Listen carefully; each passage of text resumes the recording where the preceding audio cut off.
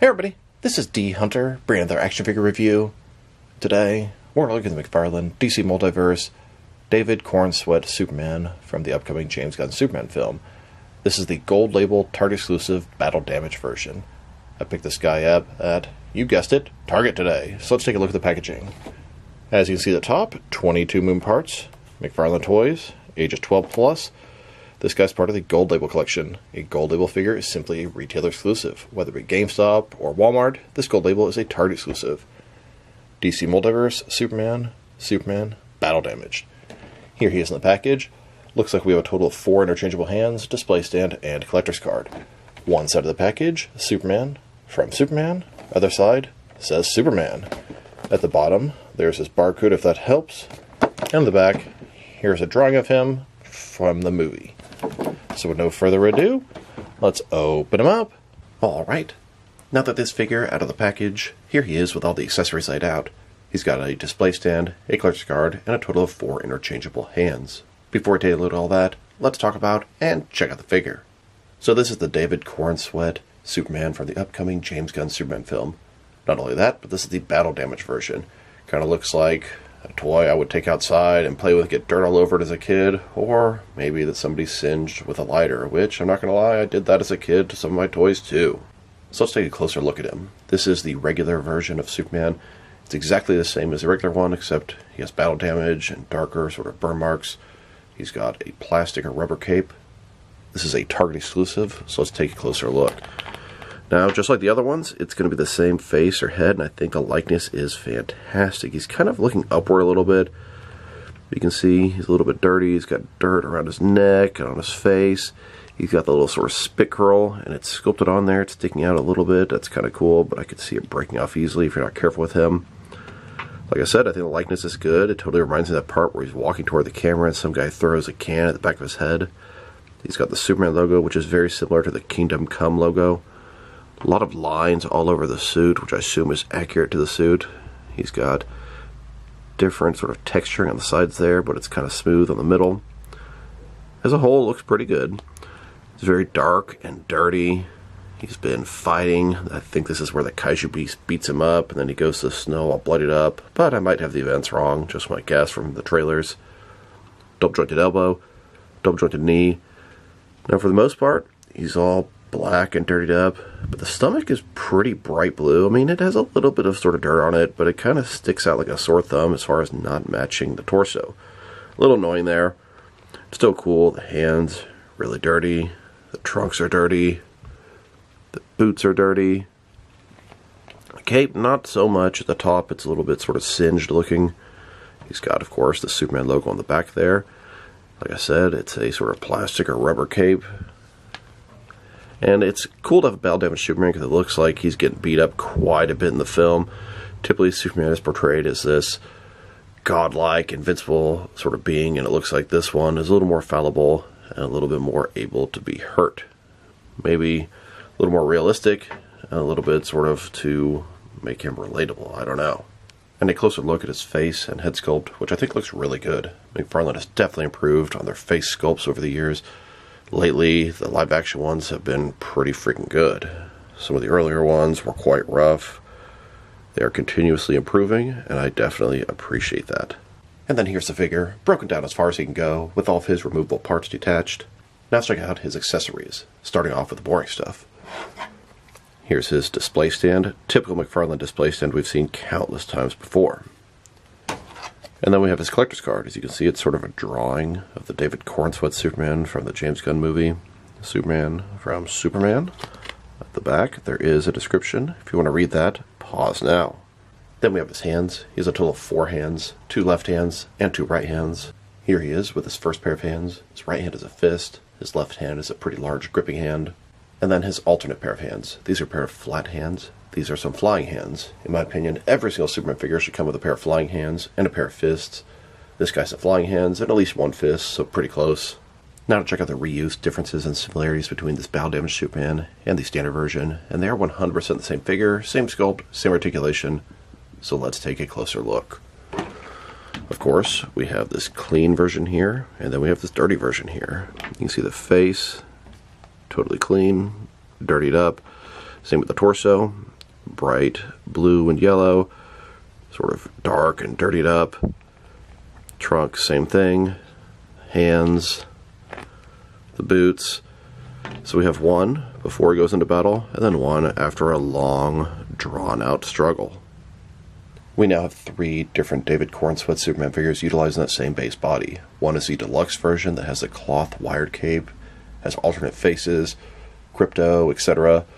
Then we have the battle damage version in the middle, and then the standard version on the right. Now that we've taken a pretty good look at the figure and his accessories, let's check out his height. From bottom to the top of his head, standing about 7.2 inches tall, which can translate to just over 18 centimeters. And for his articulation. Starting with his head, of course, you can rotate side to side, a little bit tight there, you can hear it. You can look up, not that much, down a little bit more, which is a little bit disappointing. I wish you could look up more. It would help get him into a better flight pose, because if you have him flying, he really kind of has to look down, he can't look straight ahead. Can tilt his head from one side to the other. Shoulders on a ball joint, goes out 90 degrees. Up, down, around, all the good stuff. He's got this butterfly ring between his shoulder and chest, increasing the range of motion and covering large gap that would be there. Bicep cut, double jointed elbows. His wrist can rotate and it's hinged as well. Ball joint in the torso, rotate around, forward and back. Another one is the waist, very tight, rotate around, forward and back. Between the two, good range of motion, a lot more of the torso than the waist on this guy.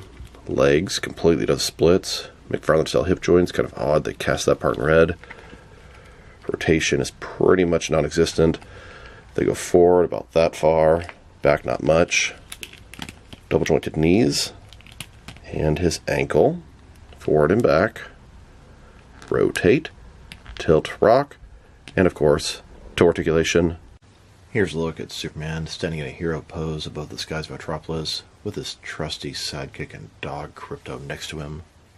And here's an image of Superman hovering in the skies, looking over a city. And here, Superman in a flight pose, flying over Metropolis. And here's Superman, all beat up, burnt up, busting through a concrete wall after fighting with, I don't know, the Kaiju Beast, Ultraman, the Engineer, Hammer of Valdovia, any number of villains from the film. Not even to mention Lex Luthor and his soldiers. Now let's check them out. Next is with their action figures. Starting off with some of their Superman figures. Here are all 3 versions of McFarlane's David Corenswet Superman. The deluxe version, the battle damage version, and the regular version. And here he is, next to the Spin Master 6-inch version of the Superman. Spin Master made 4 different versions of the 6-inch Superman. Well, maybe not 4 different versions, but 4 different releases. We have the single release, the 2-pack with the Kaiju Beast, the action version, and then the one with the 4-pack, the Luthor Lab. Here he is, with the McFarlane Action Comics 1000 and Hush Superman figures, a couple of normal comic Superman figures, and here, next to the Page Puncher and digital Silver Age Superman, once again, a couple of normal comic Superman figures. Then, with the Injustice 2 Superman and the Page Puncher Armored Superman, a couple of Superman figures I think are really well done and I like quite a bit. And then here are all the McFarlane DC Multiverse Superman figures they've made, at least until recently. There have been a lot of Superman releases as of late. And here are all the more recent Superman figures. These are all the recently released Superman figures that are not in the previous photo. Now let's check them out. Next is some other Superman movie figures. Here are all the regular Superman movie figures McFarlane made. We have Superman, Battle Damage Superman, and Metamorpho. And here are the deluxe figures I have so far from the Superman movie. We have the deluxe Superman, Mr. Terrific, and the Superman Robot. There's also Lex Luthor, Ultraman, and Battle Damage Ultraman in the deluxe lines. McFarlane just shipped my Luthor and Ultraman. Looking forward to receiving those. Then, next to the Kaiju Beast, this is the only mega figure from the Superman movie. Here's my entire collection of James Gunn Superman figures by McFarlane. We have 3 versions of Superman: Crypto, the Kaiju Beast, Mr. Terrific, the Superman Robot, and Metamorpho. I mentioned the 3 other deluxe figures that I'm on the hunt for, and I believe that's going to wrap up the entire line. There could be some surprises or same till after the movie comes out. It's possible. I'm sure they can't really reveal everything because of spoilers, etc. But it looks like we're not going to get a Guy Gardner or a Hawk Girl in 7-inch scale, and that is very, very disappointing. But like I said, there could be a bunch of cool stuff in the movie we don't know about yet, and then they might reveal those figures after the movie comes out. But because I haven't seen anything on the leaked lists, makes me kind of skeptical. Now let's check him out. Next is some other recently released McFarlane DC Multiverse figures. Here he is, next to the Target exclusive Collector's Edition Strange Lives of Superman, both the regular and the Platinum Chase variant. Here's the Superman, next to a couple more recent Target exclusive releases. These guys were bundled up with the Superman movie figures. We have the New 52 Superman and the Revenge of the Green Lanterns, Cyborg Superman, the red version. I'm still looking for the Platinum Eradicator that's bundled with these Superman figures. And here he is, next to the most recent Batman theatrical assortment. We have the all-bronze Michael Keaton Batman, the Batman vs. Superman Jeremy Irons Alfred, and the Batman Forever Jim Carrey Final Suit Riddler. Then, with a couple of McFarlane cover recreations, we have the infamous stolen Killing Joke Joker and the Dark Knight Returns Batman. And now, with the Amazon exclusive glow-in-the-dark Captain Carrot. Here's this Superman, next to the Eradicator, Cyborg Superman, Bizarro, Cowboy Batman, Jade, and Armored Hal Jordan. And here he is, next to both the regular and Platinum Chase variants of the Walmart exclusive Year One Batman and Lieutenant Jim Gordon. Then, with both the regular and Platinum versions of Icon. And now, with the GameStop exclusive Frostbite Red Hood and George Clooney Batman. And finally, with McFarlane Collector's Edition Wave 10, both the regular and Platinum versions of Deadshot, Year 2 Batman, and Adam Strange. Now let's check him out. Next to some action figures from different various companies, so we can see how he fits in both scale and style-wise, in case you want to know which lines you can mix him with. Since he's a McFarlane toy, they're typically the 7-inch scale. I'm going to start off my comparisons with some of the larger action figure lines I collect, and work my way smaller, and I'm going to exclude as many Superman figures as I can during these comparisons. Since we already checked him out, next to all the other McFarlane DC Multiverse Superman figures, here he is, next to some more McFarlane toys. In front of you are 5 different action figure lines, all from McFarlane toys, all 7-inch scale. And now, with some Jack-specific wrestling figures and Diamond Select toys, here's Superman next to a bag of Lay's Thai curry chips. And here he is, with some DC Direct and NECA Superman figures. Then, with both some Mattel and Jazzwares wrestling figures. And now, with some Mezco and Mattel Superman figures. Next, with some Mafex and Hasbro Marvel Legends. And finally, with some SH Figure Arts and Jazzwares Fortnite figures. So overall, it's a pretty cool Superman figure. I think the likeness is fantastic with David Corenswet. I think the figure's trunks and outfit actually look better on the figure than in the film. They're a little more form-fitting, a little less loose. I kind of like the battle damage. Yeah, it's kind of gimmicky, and it's just an easy way to reuse the exact same figure. They just sort of made him look a little bit singed. But it's kind of cool. He definitely gets beat up a ton in the film, as you can see in the trailers. So it's cool to have a clean version and a post-fight version. His accessories are kind of on the weak side of things. One extra set of hands. It would have been nice if he just had 2 fists, 2 gripping hands, and 2 flight hands. No alternate heads. No flight stand. And I have plenty of flight stands, so it doesn't really bother me, but a Superman figure should definitely come with a flight stand. His articulation is everything you expect from a modern McFarlane figure, and I think the sculpt and paint job are excellent. Mine has that weird issue with the stomach being pretty clean looking, and that is kind of an eyesore. If I were to rate this figure, probably give him a 6.5 out of 10, and I think I'm underrating him because I like the way it looks, and I like the battle damage. But I like this one less than I like the regular one, and I like the regular one less than I like the deluxe one. Probably give this guy a 6.5, the regular one a 7, and the deluxe one an 8. So this is D Hunter. Thank you for watching this video. If you liked the video, press like below.